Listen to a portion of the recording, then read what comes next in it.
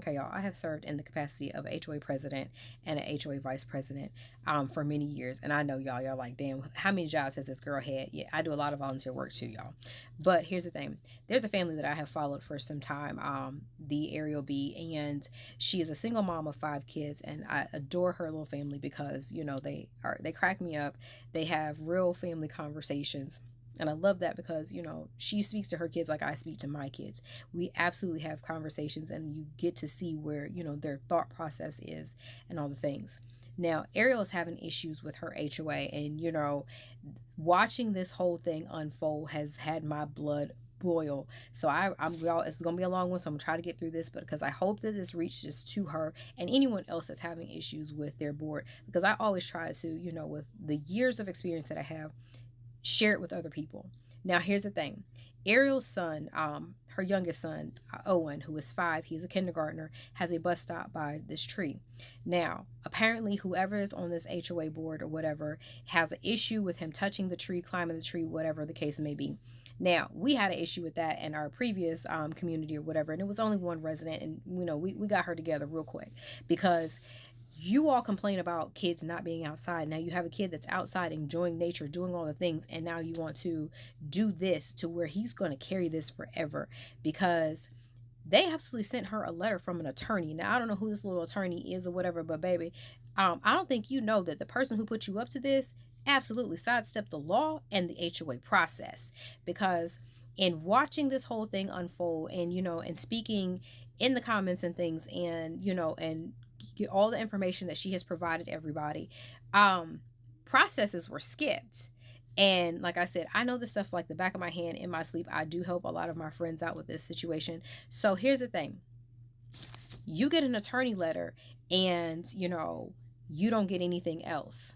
And to listen and hear Ariel talk about how tired she is, especially as a Black woman, y'all don't understand the weight of, what that feels like. And then one of your children, your baby, is being attacked in this manner. Listen. Right. But I can't express to you how tired my soul is. I just want to start by saying that I know that I'm Black. And I know a lot of you are going to say that Black people don't belong in HOA communities. I haven't slept in days. At least not well. Today is October 2nd, 2025. Now, this letter was poorly addressed because here's the thing.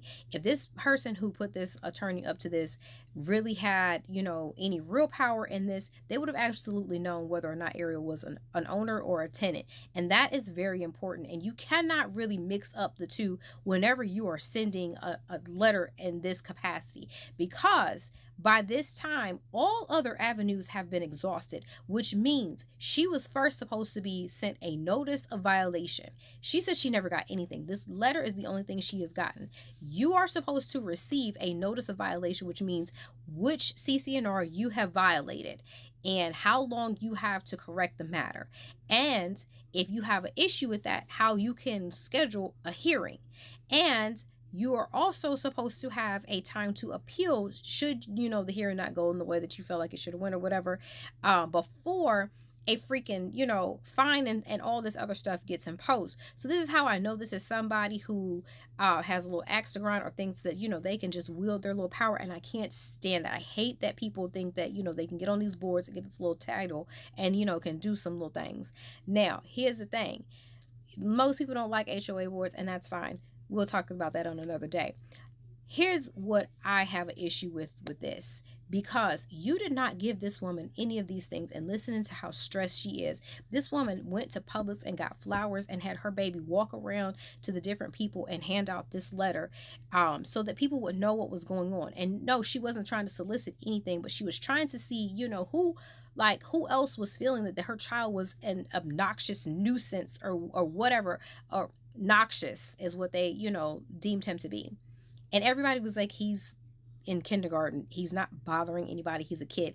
A lot of her neighbors did rally with her and against this person, because they're like, what is that person's deal? Like, she needs to sit down and basically shut the fuck up, because what are you doing? Now, this letter also states there were rocks thrown by children. Who are the other children when you are absolutely singling out Owen? But you also stated that a branch was broken. Now, here's the thing. If a branch is broken, and we're not talking about no twig, baby, you said branch. So specifically, where is the invoice to the landscaper that removed the branch? Because landscapers are not going to do anything unless they can invoice that shit. So where's the invoice? Where is the photo evidence to show that said branch was broken and it was done by Owen? You don't have that? You have no case. And here's the other thing. I hope that Ariel is able to go to Owen's school transportation office and have his bus stop moved. Let them know that what's going on, that this lady is harassing him. Because, y'all, she is not only, she doesn't have any children, but she is sitting at her window in the early morning and watching him while he is, out there. You don't have any kids. Why are you out there watching this child while he's at the bus stop? Now, here's the other thing that really is interesting. You didn't allow this lady to have any of this stuff, and you all automatically start charging fees. Real interesting. And you as an attorney didn't, weren't aware. You have it listed that, yes, the title search shows that Ariel is the owner. But you still talk about a tenant. And everybody knows that if there's a tenant involved, there are certain things that go on with owners and tenant. Unless that tenant has speaking rights, that's a whole nother situation. Now, for Ariel, I hope that she goes and finds out, one, who actually voted on this? How did we get here? How did the HOA get here? Because it states that the HOA was forced to incur this fee. They weren't forced. Whoever did this sidestepped all this other stuff. They also sidestepped Chapter 20, which is Florida law, which is a statute that says that HOA are required to provide written notice of violation and offer a hearing before levying a fine. Before all this other stuff. And this also includes a time for an appeal and board training. That's a new law in Florida. I don't even live in Florida. I had to go and look all this stuff up. And baby, I had a time looking all this stuff up. So I hope she also goes and gets a restraining order against this person. And here's the other thing. Most boards have insurance policies. And if she doesn't, sue her ass civilly for this right here, this little violation.